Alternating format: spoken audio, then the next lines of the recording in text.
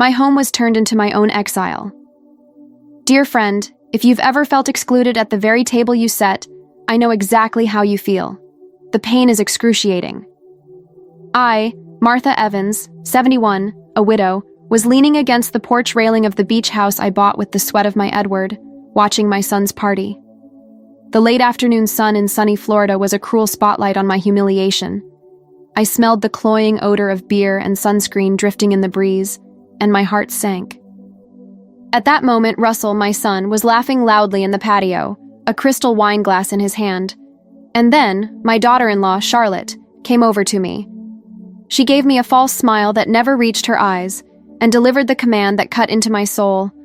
Mom, you don't need to stay here. Go to the guest house. We're going to be loud. Go to the guest house. I was the hostess, the owner, the matriarch, and in 3 seconds I was demoted to a disposable intruder. That pain wasn't about the noise. It was the pain of not being respected as a mother or grandmother, of feeling like my voice no longer mattered. It was the fear of being cast aside by my own family. I clutched my cotton handkerchief, squeezing it in my hand as a reminder of my dignity. I wasn't going to the guest house to hide. I retreated to the office, my sanctuary of powerful silence. Russell and Charlotte think kindness is weakness. They think they humiliated me and won. But, by publicly humiliating me, they activated the mechanism of justice that I myself planted years ago on paper. They underestimated the hidden power of a silent widow who has already lost the most important thing and is no longer afraid.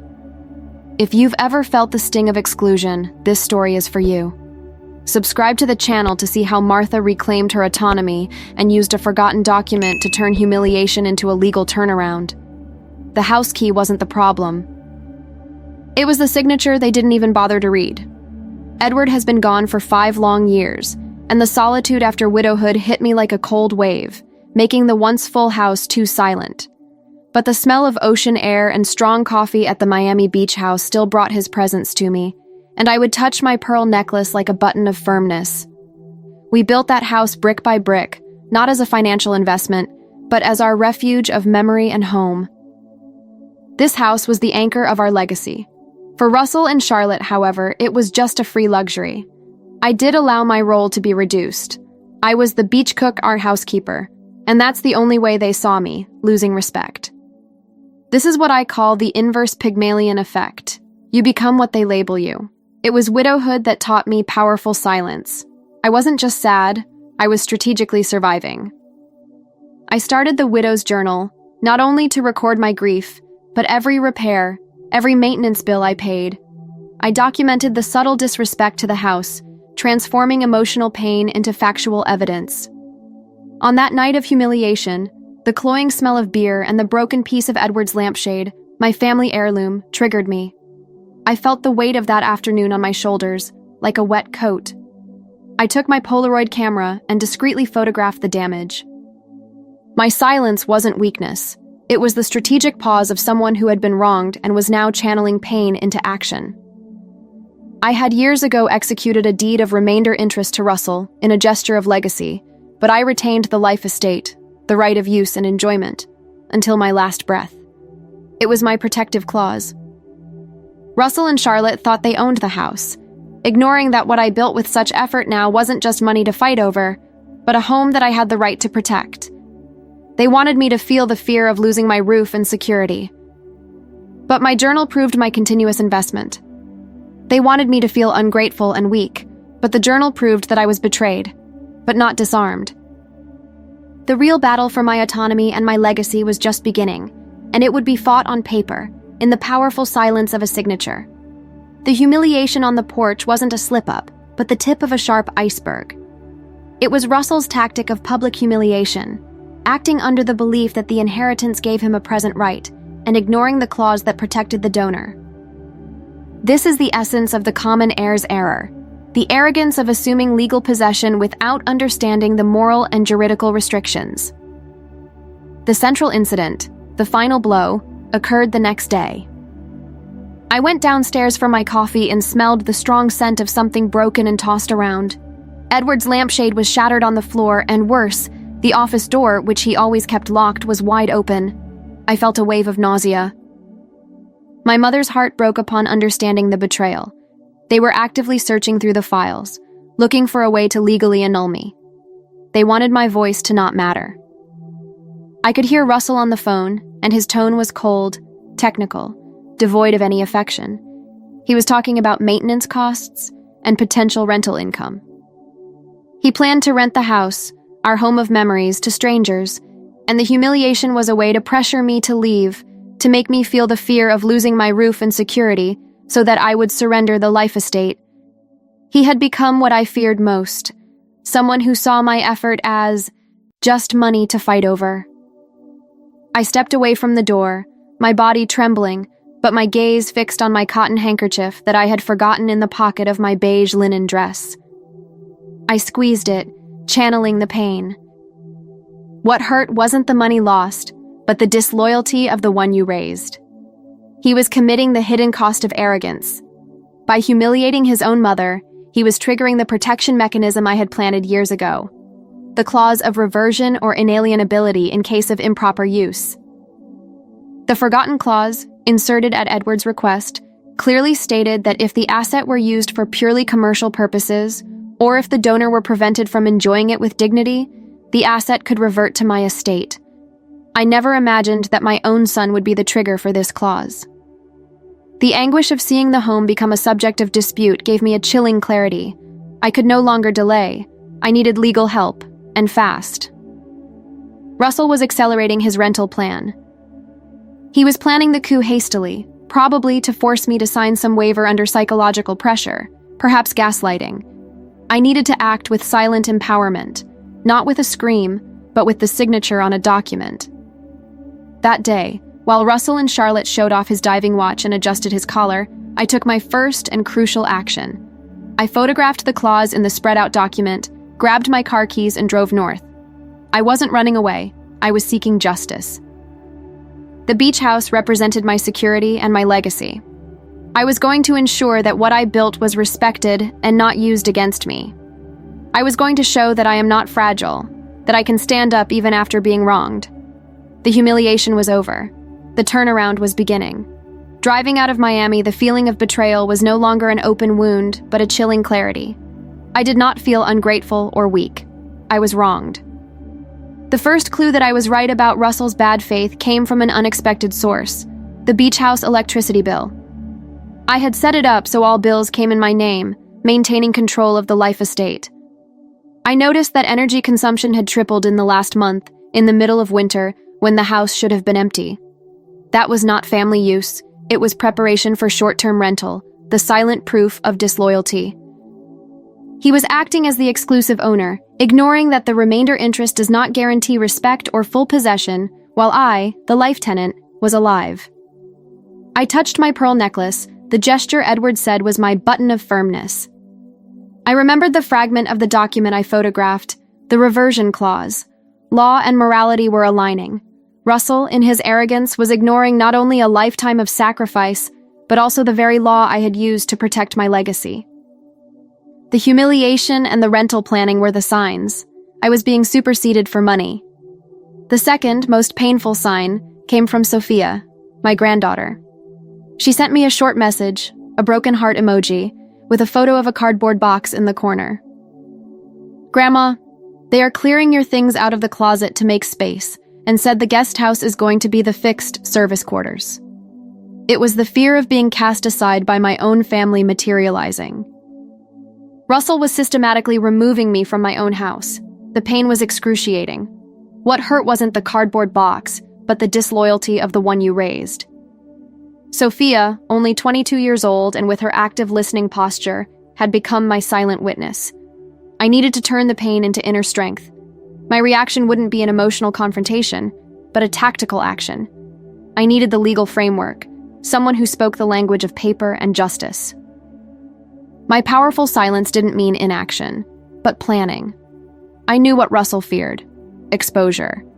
He was a man of status, and losing the beach house for public humiliation and legal misconduct would be a blow to his reputation, the fear of losing status.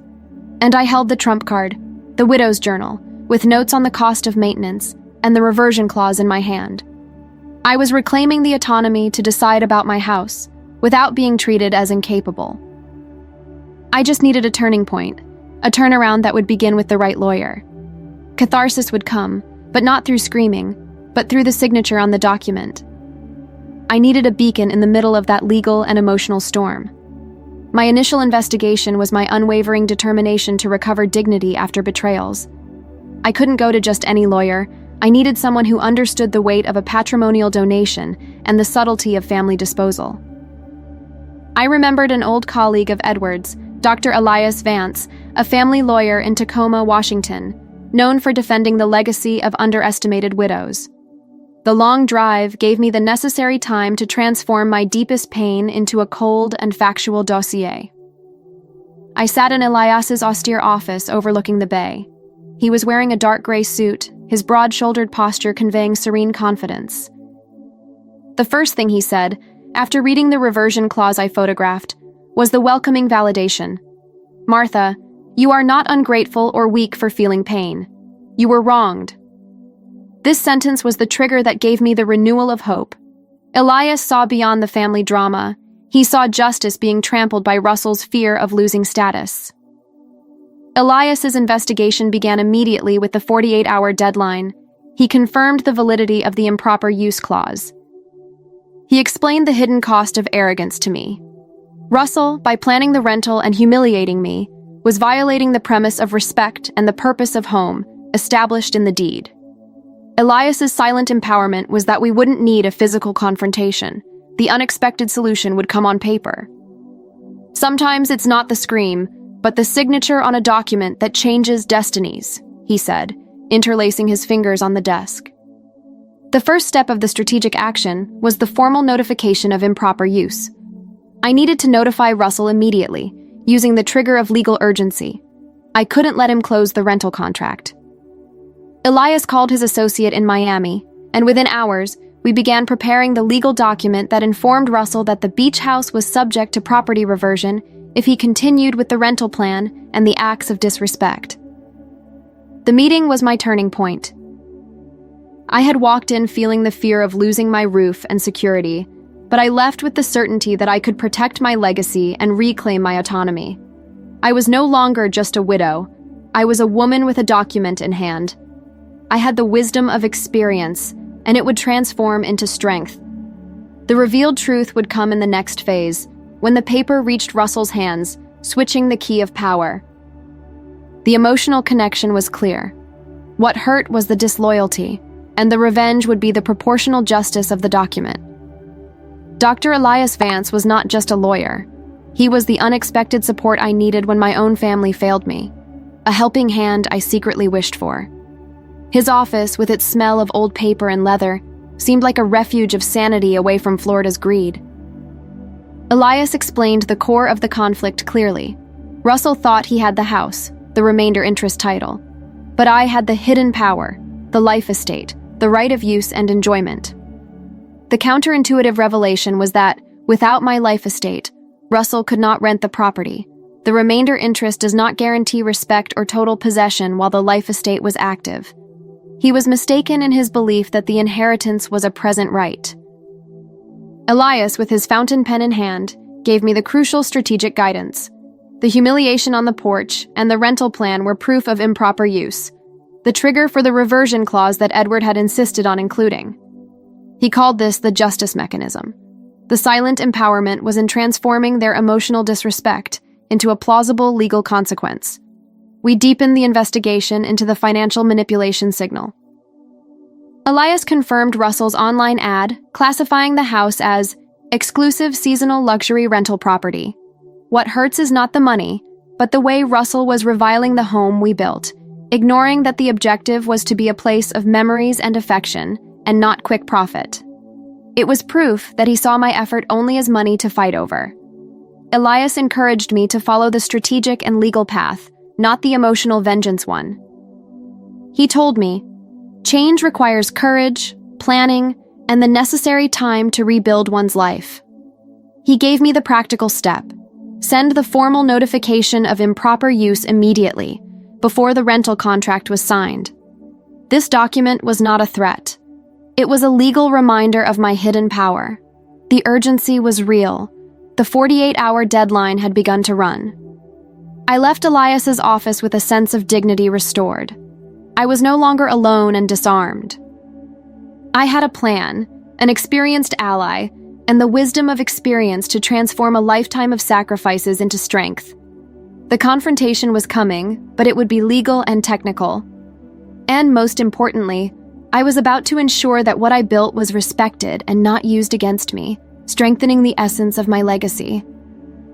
The shock that switched the key of power was not a scream on the porch, but a formal email, dispatched by Elias's associate in Miami, with the dry title, Notification of Improper Use and Potential Property Reversion. I was back in Seattle, watching the rain hit the windows, and I smelled the wet earth that brought me a comfort that Florida had denied me. Russell's silent return came in an enraged phone call that seemed to come from an abyss. He didn't wait for me to say, "Hello."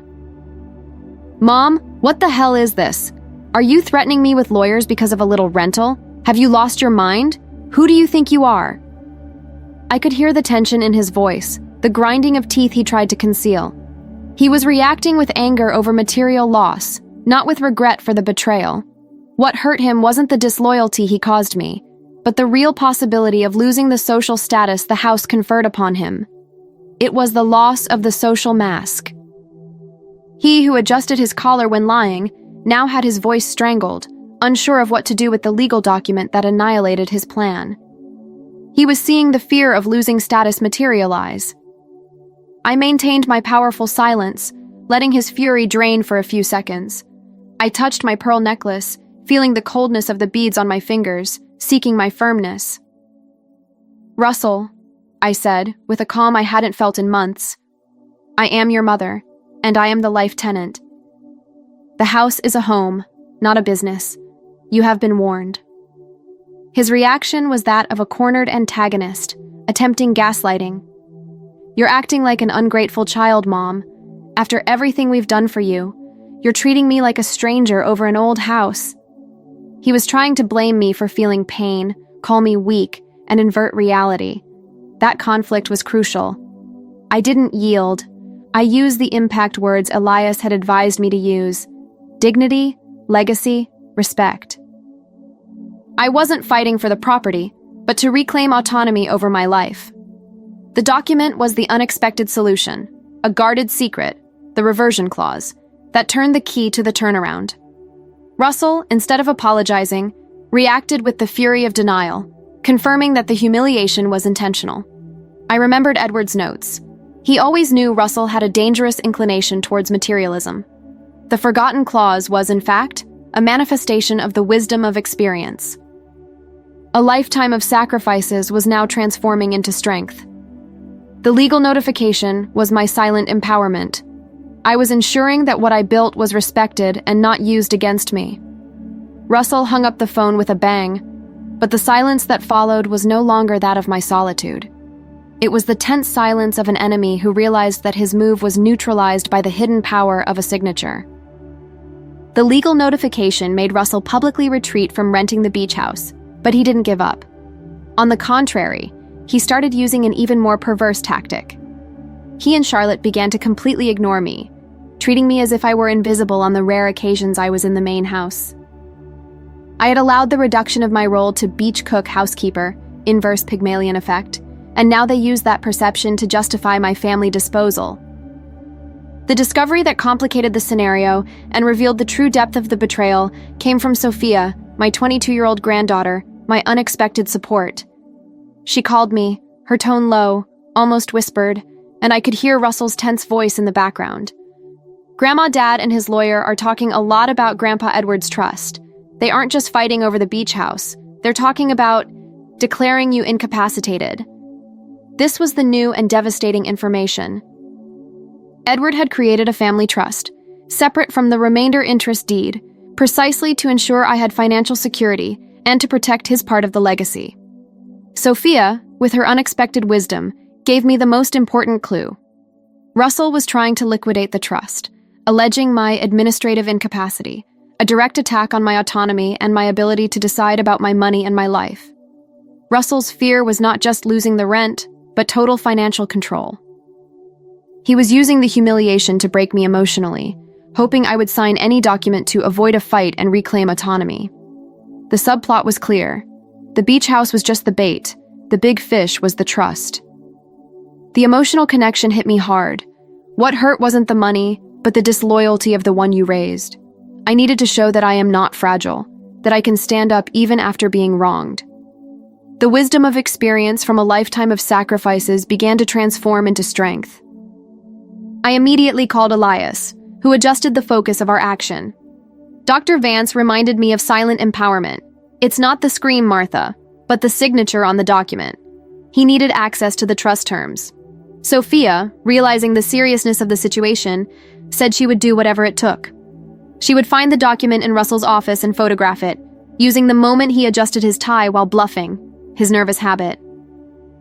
That day, I felt like a secret agent, but my mission was the most important of all, to protect my legacy and ensure Edward's story was remembered for the love he gave me, and not just for the patrimony and dispute.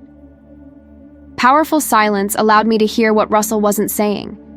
He didn't see me as a person, but as an obstacle to be removed.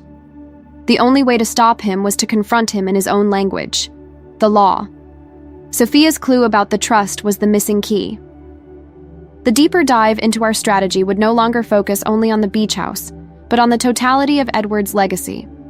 Elias needed the trust documents, and I needed to prove that, despite my grief and the solitude after widowhood, I was perfectly capable of managing my estate.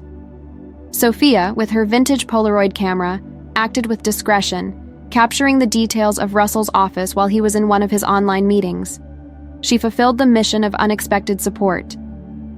The revealed truth from those photos was shocking. Russell was not only trying to liquidate the trust, but he had also added an amendment that made him the sole beneficiary in case of my renunciation or premature death. He was, in fact, hoping that the humiliation would lead me to deep depression or a legal error, thus realizing his plan. Elias identified the method, fraud and amendment. He introduced the concept of Edward's notarial journal, a document where my late husband recorded his intentions and patrimonial changes. This journal, which Edward kept in a safe at Elias's office, became our silent witness. Edward had recorded with a firm and unmistakable handwriting that the life estate and the trust could only be revoked by my express and notarized decision, and that Sophia would be the immediate beneficiary in case of any legal dispute involving bad faith from my son. This was the manifestation of the wisdom of experience. Edward had anticipated his son's greed. There was the emotional connection I needed. What hurt wasn't the money lost, but the disloyalty of the one you raised. Russell tried to make me feel the fear of being cast aside by my own family, but in reality, he was discarding himself from Edward's legacy. We deepened the case with the objective of seeking the reversion of the beach house deed and the protection of the trust for Sophia. Elias used the evidences from the electricity bill, commercial use, the humiliation, improper use, and the photos of the trust, attempted fraud, to build a case of plausible and applicable misconduct. I felt the inner strength grow. I was ensuring that what I built was respected. The narrative would no longer focus on being a victim, but on recovery and proportional justice. Silent empowerment was in using the law to punish the betrayal. I was ready for the next step, which would involve not only Elias but a key witness. The turnaround was about to materialize. Sophia, my granddaughter, became my second and most crucial ally, the piece that turned the game around. While Russell was obsessed with making me feel the fear of being cast aside by my own family, Sophia reversed the game by offering me unexpected support when my own family failed. She was the strength of the younger generation who saw through her father's greed. I called Sophia no longer as the fragile grandmother, but as the matriarch in pursuit of justice. I asked her to do more than just photograph documents. I asked her to become my moral witness. She needed to understand that the emotional connection was key. What hurt wasn't the house or the money, but the disloyalty of the one you raised. Sophia, with her unexpected wisdom, understood immediately. "Grandma," she said, her voice choked, "I want him to understand that without your sacrifices, nothing of this would be possible. I want to see respect in the eyes of children and grandchildren." Sophia's reinforcement came through the revealed truth. She remembered a day when Russell and Charlotte were discussing the plan, and by chance, the audio recording feature on her vintage Polaroid camera, which recorded moments of genuine affection, was activated. The recording was of Russell talking to Charlotte. "She just needs to sign the trust waiver. She's a sentimental old woman. She won't even read it. It's the way to get everything without fighting in court." This recording was the moral notarial journal. It proved the criminal intent and the attempt at betrayal and coercion. Elias, upon receiving the recording, confirmed, "Martha, this changes everything. We are no longer dealing just with a civil property dispute. This is fraud and coercion. The hidden power is now totally in your hands." Silent empowerment was no longer a possibility. It was a reality. The recording, combined with the reversion clause for the beach house and the proof of fraud in the trust, was the definitive turnaround. I felt the renewal of hope. Even after losing almost everything, it was still possible to start over and rise again. Edward's legacy would be honored. My story would be remembered not for what I suffered, but for what I achieved by standing up. The female authority of a grandmother who overcame humiliations was about to manifest. Russell was about to face not just a lawyer, but the united force of the law and his own daughter.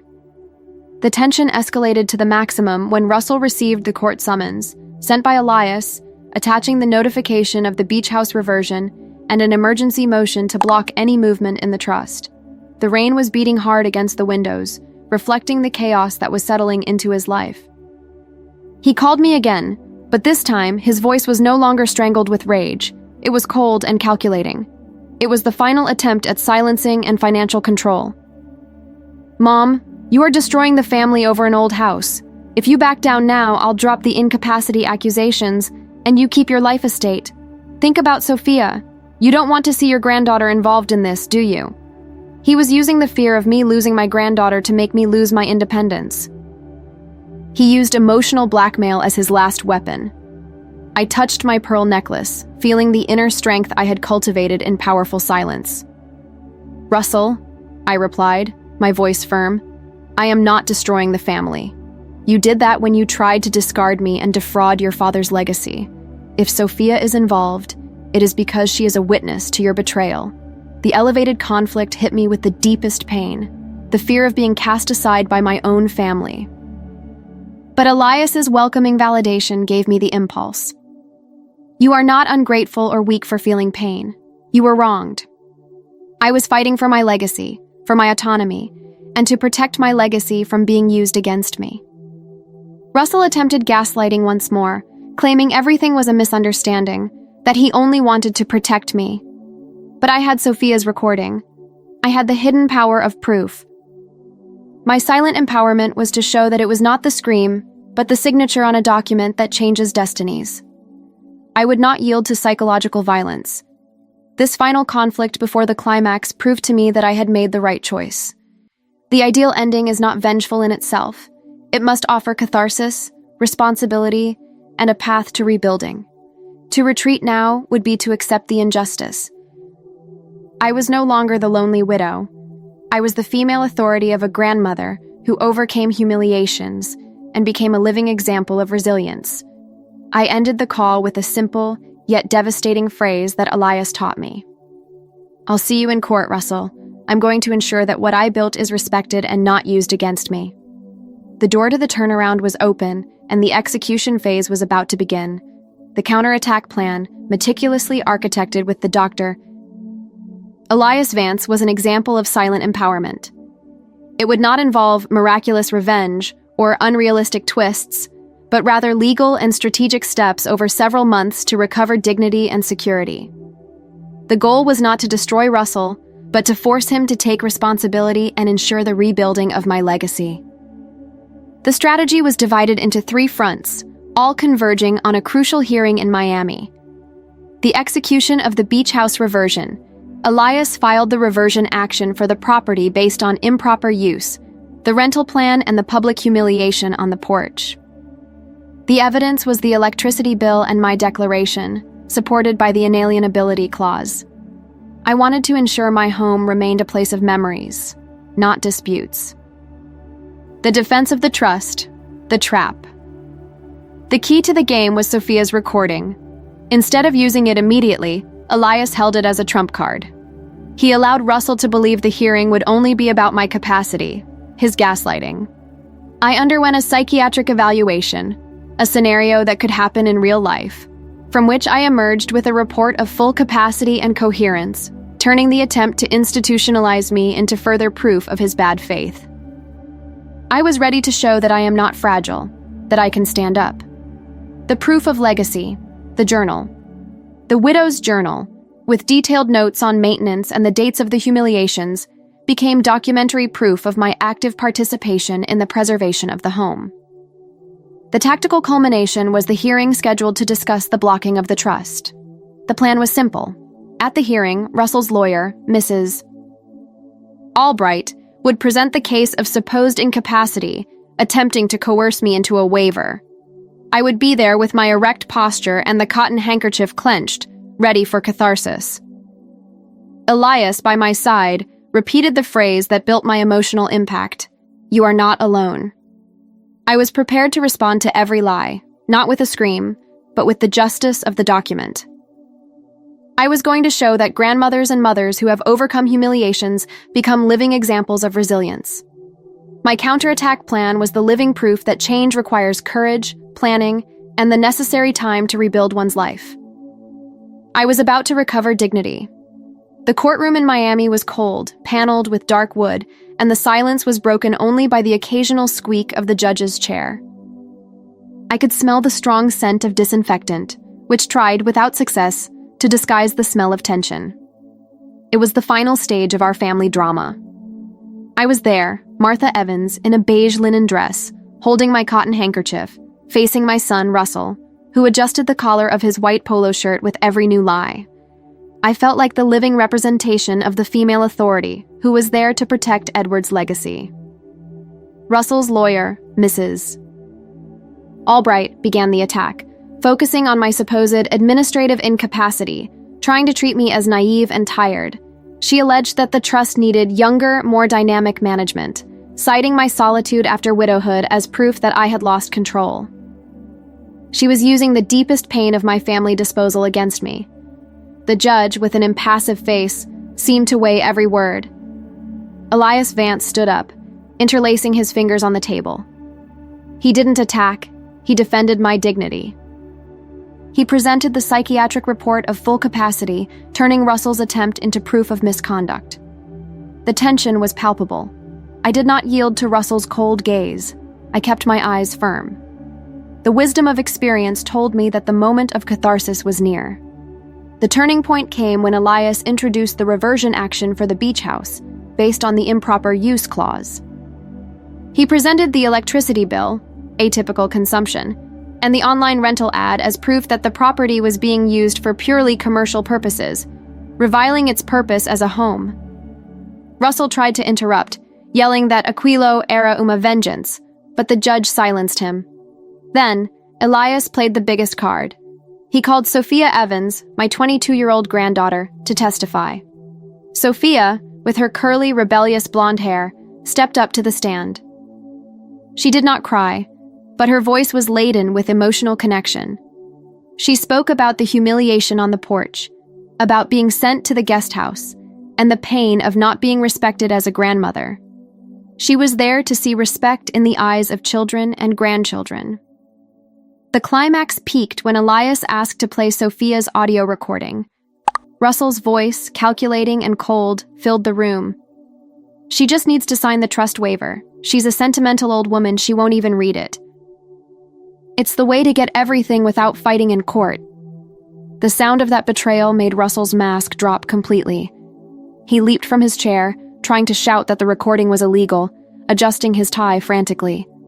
His lawyer pulled him back. The judge hammered the gavel. The judge ignored the attempted gaslighting and focused on the revealed truth. "Mr. Evans, your actions have not only violated the law and the terms of the trust, but have also demonstrated a profound disloyalty to the donor. The intent for fraud and coercion is clear. Ms. Evans is not incapacitated.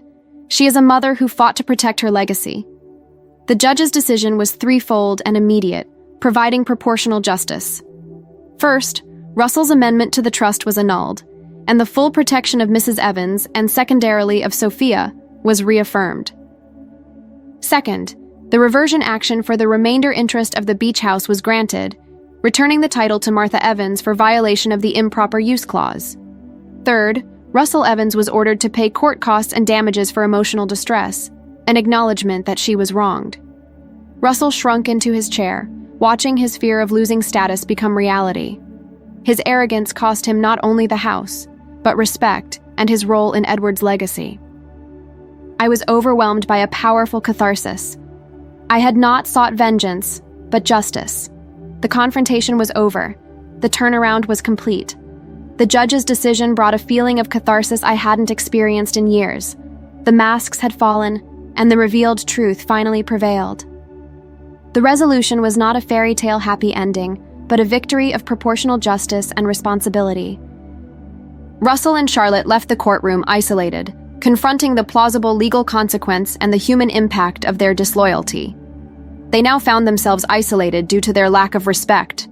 The first practical effect was the fate of the beach house. The property returned to my estate due to the violation of the reversion clause. I had managed to preserve the home as a symbol of history and affection, and not as an asset for dispute. The fear of losing my roof and security was reversed.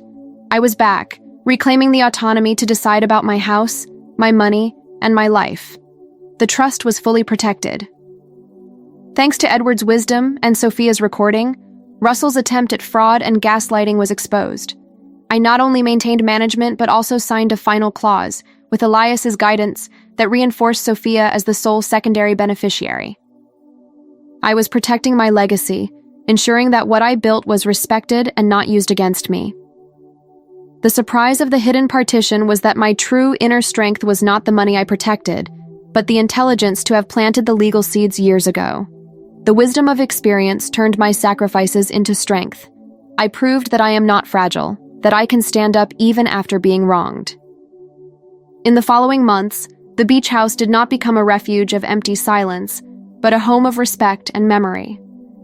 I decided to sell it, but to a family that promised to love it as Edward and I loved it, and the money was donated to establish a foundation for the protection of the elderly in Seattle, transforming loss and grief into a final purpose of dignity and responsibility.